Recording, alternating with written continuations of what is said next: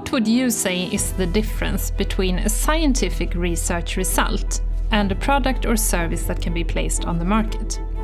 My name is Åsa Kallas. I work as a business coach at KI Innovations. And to me, one of the most important answers to that question is an executed development plan.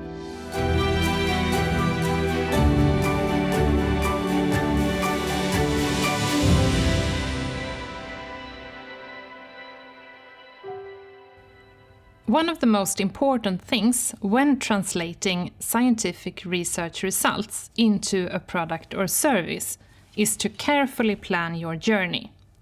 In this session, Develop Your Idea, I will talk about how to create a development plan.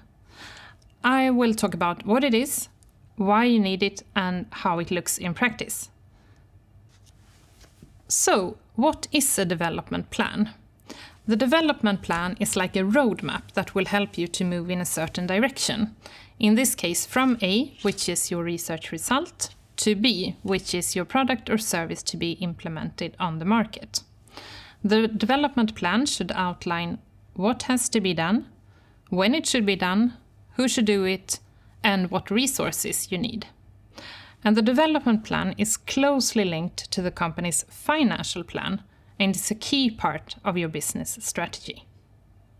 So, why should you make a development plan? To begin with, it helps you to secure that you focus on the right activities. Whereas the goal of academic research is to build knowledge in a general sense, the goal of product or service development is to bring the asset closer to the market. Secondly, when you meet potential investors or collaborators, it's key that you can explain what your plans are and how much money you need. After mapping what needs to be done, the development plan will help you to understand what resources and competencies that you need in the different development phases. And this will in turn have implications on the budget and need of funding. Thirdly, with a development plan in place, it's easier to understand and communicate, both internally and externally, how far you want to take the project, all the way to the market or only to a certain point. And finally, the development plan will also help you to understand the value of your project to an investor or business-to-business client. Work that you have already performed will obviously increase the value, whereas required work that is not yet done will affect the value of your project in the opposite direction. So, when you make your development plan and plan your innovation journey, you should start by analyzing where you are and what you have with you. For this purpose, you can use a concept called technology readiness levels. Different industries and different organizations have different definitions of these technology readiness levels, but the general principle is that the higher you score on the TRL scale, the closer your product or service is to the market. On a general level, the first TRLs correspond to the explorative research phase. Such research can be performed within academia or industrial R&D departments. The next TRL levels, TRL 4 to 6, correspond to the validation phase, and this is where you start to move away from academia. And at this stage, you most often need to complement your team, and also you will need to find other kind of money than academic funding. Finally, TRL 7 to 9 correspond to real-world testing and implementation, and these activities have to be carried out in a non-academic setting. It is important to emphasize that to go from TRL 1 to TRL 9 can take more or less time and require more or less funding depending on what kind of project it is. A pharma project will, for example, take many years and significant funding to complete, whereas a mobile phone application can be developed in someone's time with much less resources. So, once you have found out where you are and what resources you have with you, it's now time to consider where you are going. In relation to that question, I would like to discuss 3 different aspects: customer feedback, technical and scientific feasibility, and regulatory requirements. So, starting with the customer feedback. First of all, you have to ask what your potential customers are looking for from a performance point of view. To give you some examples, these are typical characteristics for different projects. If you're running a pharma project, aspects such as efficacy, side effects, and route of administration will be very important. Diagnostic methods will be characterized based on specificity and selectivity. For digital health solutions, things like what kind of data is used as input, how data storage is handled, and what precision the solution has will be key. And for a method or service, it will be key to understand the context where the method will be implemented and what requirements come with that. Once you have talked to the customer, it's now time to go back and confirm the technical and scientific feasibility to develop the product or service according to the customer's requirements.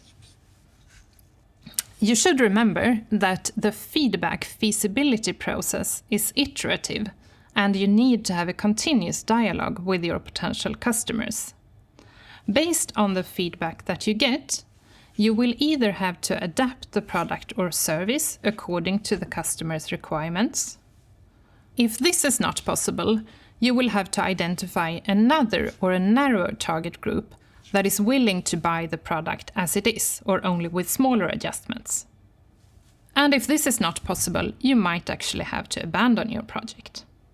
Besides fulfilling the customer's wish list and confirming technical feasibility, you also have to show that your product is safe and that it performs according to the product description. To your help, there is a number of regulatory frameworks to keep in mind. The ones at the base of the pyramid are legally binding, whereas the ones in the upper part of the pyramid are more of a recommendation. These frameworks might seem complicated, but I would like to argue that they are much more of a helping hand than a burden, since they will actually indicate what studies to perform and in what order. With that said, I strongly recommend you to seek advice from regulatory authorities and take help from experts. For many of the products coming out of research at Karolinska Institutet, the key regulatory authority in Sweden is Läkemedelsverket, or the Medical Products Agency, MPA. On a European level, this authority is called European Medicines Agency, EMA, and in the US it's the Food and Drug Administration, FDA. And these authorities give advice, they approve clinical studies, and they give market approval of drugs and CE marking or 510(k) clearance of medtech products. I should also mention that for medtech products, there are so-called notified bodies working on behalf of the regulatory authorities. So, how does the regulatory process look in practice? The first action is to describe the product or service. You should express what it's based on, what it will be used for, who will use it, and what effect you would like to claim that it has. And this will affect how your product is classified. Based on the classification, you will be able to identify the relevant authorities and regulatory frameworks that you have to or can follow. The next step is to perform a gap analysis to sort out what data you have in place and what data you will need to generate. Based on the outcome of the gap analysis, you will probably have to perform preclinical and/or clinical studies to prove safety and efficacy of your drug or device. And during this data generation phase, it's key that you collect and store all the relevant documentation according to the regulations. When you have performed all necessary studies, the generated documentation will form the basis for an application to the regulatory authorities. And if you receive a market authorization, you are now allowed, from a regulatory point of view to put your product on the market. But it doesn't end here, because once you have your product on the market, you have to conduct post-market surveillance studies to collect information about side effects that can only be observed when the product is used in a very large population. So we have now seen how technology readiness levels can be used to map the technical maturity of a project. And we have seen how customer feedback and regulatory requirements will affect the development plan. So let's now see how the plan can look in practice. This is a so-called Gantt chart that is used to visualize activities to be performed and how they relate to each other. In this example, the goal is to start a clinical study. At the top there is a timeline in months, and to the left we have the different activities to be performed, and we have the bars indicating when these activities will be performed. And as you can see to the very left, there are different teams responsible for the different areas. In other words, this chart visualizes what should be done, when it should be done, and who will be responsible. And this chart will come with a budget that answers the question about needed resources. And the good thing about this kind of diagram is that it's easy to figure out which activities are on the critical path. In this case, you can, for example, see that the study protocol is on the initial critical path, because you need the study protocol to interact with the MPA. You also need the study protocol to know how much trial drug you need to produce. And you need the study protocol to figure out how many clinical sites you need to engage.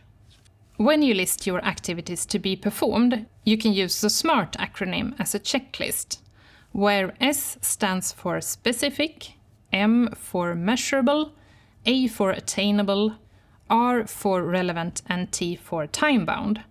In other words, you know which mountain to climb, you know how high it is, you know that you and your equipment are fit for purpose, you know why you're doing it, and you know when you have to be done. When you include your development plan in a presentation deck, it can be summarized as a milestone plan, where you only include the key milestones and where you currently are in the development. So before we wrap up, I would like to remind you of 3 things.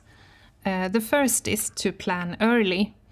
If you don't plan your development journey, you risk to perform unnecessary or even the wrong studies. And with that you might end up in a blind alley. And this will be problematic, not at least if you're using someone else's money.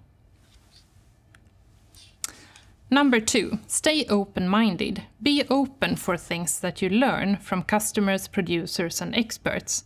And be prepared to change strategy or even abandon your project if things don't work out as expected. And number 3, take help. Especially the regulatory frameworks are difficult to grasp, and it's worth the money to get advice at an early stage. Thank you for listening. I hope that this gave you some insights into why and how to create a development plan. If you have any questions or would like to know more, you are most welcome to contact me or any of my colleagues at KI Innovations. And if you haven't already done so, I recommend you to check out the other sessions in Build Skills to Impact on various topics on how to support your innovation journey.